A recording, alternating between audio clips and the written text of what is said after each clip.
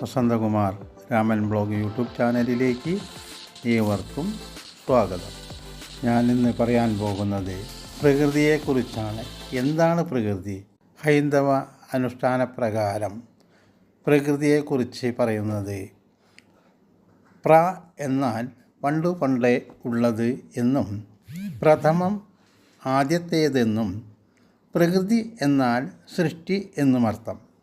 അതായത് സൃഷ്ടിക്ക് മുന്നേ പണ്ടേയുള്ളത്, സൃഷ്ടിക്ക് മുൻപ്, അതായത് പ്രപഞ്ച സൃഷ്ടിക്ക് മുൻപ് ഉണ്ടായത് ബ്രഹ്മം മാത്രമാണ്.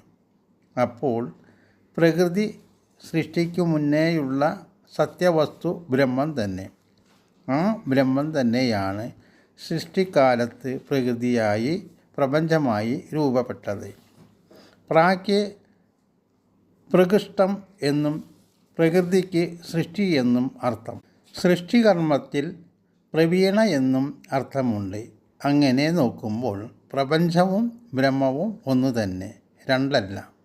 സൃഷ്ടികാലത്ത് സൃഷ്ടി വേണമെന്ന് തോന്നിയപ്പോൾ ബ്രഹ്മം തന്നെയാണ് പ്രകൃതിയായി രൂപപ്പെട്ടത്.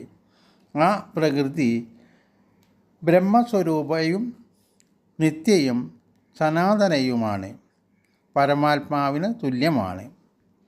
ഗുണാടിസ്ഥാനത്തിൽ നോക്കിയാൽ പ്ര എന്നത് സത്വഗുണവും കൃ എന്നത് രജോ ഗുണവും തി എന്നത് തമോ ഗുണവുമാണ്.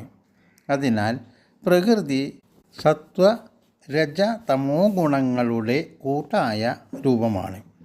പ്രകൃതിയിൽ ഈ മൂന്ന് ഗുണങ്ങളും സത്വഗുണം, രജോ ഗുണം, തമോ ഗുണം അടങ്ങിയിരിക്കുന്നു. പ്രകൃതിയിലെ എല്ലാ വസ്തുക്കളിലും എല്ലാത്തിലും ഈ മൂന്ന് ഗുണങ്ങളുമുണ്ട്. ഈ ത്രിഗുണം ചേരാത്ത ഒരു വസ്തുവും പ്രപഞ്ചത്തിലില്ല.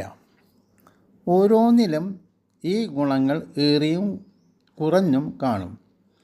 സത്വഗുണം കൂടിയിരിക്കുന്നതിനെ സത്വഗുണ പ്രധാനമെന്നും രജോ ഗുണം കൂടിയിരിക്കുന്നതിന് രജോ ഗുണ പ്രധാനമെന്നും തമോ ഗുണം കൂടിയിരിക്കുന്നതിന് തമോ ഗുണപ്രധാനമെന്നും പറയുന്നുണ്ട്. ഒരു ഗുണം അധികരിച്ചിരിക്കുന്നുവെങ്കിലും മറ്റു രണ്ടു ഗുണങ്ങളും അതിൽ അന്തർലീനമായിരിക്കുന്നു. ഈ പ്രകൃതി ദേവിയാണ് ലോകത്തിൻ്റെ മുഴുവനും ജനനിയായത്, അമ്മയായത്. പ്രകൃതി പൂജനീയയാണ്, വന്ധ്യയാണ്, എന്നുമെന്നും ഉള്ളതുമാണ്. ലോകത്തിൻ്റെ ഉത്ഭവസ്ഥിതി ലയങ്ങൾക്ക് കാരണമാണ്. ഈ പ്രകൃതിക്ക് രണ്ട് ഭാവമുണ്ട്, സഗുണഭാവവും നിർഗുണഭാവവും. അതിന് അപരപ്രകൃതി ബ്രഹ്മത്തിൻ്റെ ഗുണഭാവവും പരപ്രകൃതി നിർഗുണഭാവവുമാണ്. അതിൽ അപരപ്രകൃതിയെ അറിയുന്നതിനുള്ള വിദ്യ അപരവിദ്യയും പരപ്രകൃതിയെ അറിയുന്നതിനുള്ള വിദ്യ പരവിദ്യയുമാണ്. ഇത് രണ്ടും അറിയേണ്ടതാണ്. പ്രകൃതിയെ ശരിക്കറിയണമെങ്കിൽ ഈ രണ്ട് വിദ്യയും അറിയണം. അപരവിദ്യ എന്നാൽ ലൗകിക ജീവിതം സുഖമായോ ദുഃഖമായോ ജീവിക്കുന്നതിനുതകുന്ന വിദ്യയാണ്. ജീവിക്കാൻ അതറിയുകയും വേണം. പരവിദ്യ എന്നത് ബ്രഹ്മത്തെ അറിയുന്നതിനുള്ള ബ്രഹ്മവിദ്യയാണ്. ജീവിത സൗഭാഗ്യത്തിനും മനുഷ്യ ജീവിത സാഫല്യത്തിനും ആ വിദ്യ ഉപകരിക്കുന്നു. ആ വിദ്യ കൂടി അറിഞ്ഞാലേ വിദ്യ പൂർണ്ണമാകും. അത് രണ്ടും അറിയുന്നതിൻ്റെ ഫലമായി ലൗകിക ജീവിതത്തിൻ്റെ ക്ഷണികതയും അതുപേക്ഷിച്ച് പരവിദ്യ നേടേണ്ടതിൻ്റെ ആവശ്യകതയും അറിയാൻ സാധിക്കുന്നു.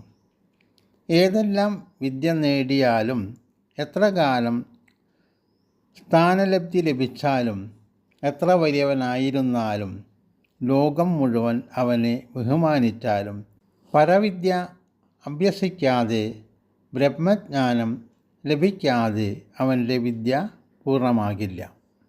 ഇപ്പോൾ പ്രകൃതിയെക്കുറിച്ച് വ്യക്തമായ ഒരു ധാരണ ലഭിച്ചിട്ടുണ്ടല്ലോ. തുടർന്ന് വരുന്ന ഭാഗങ്ങൾ കൂടി ശ്രദ്ധിക്കുക. അപ്പോൾ നമുക്ക് വേണ്ട ചില കാര്യങ്ങൾ കൂടി അറിയാൻ സാധിക്കുന്നു.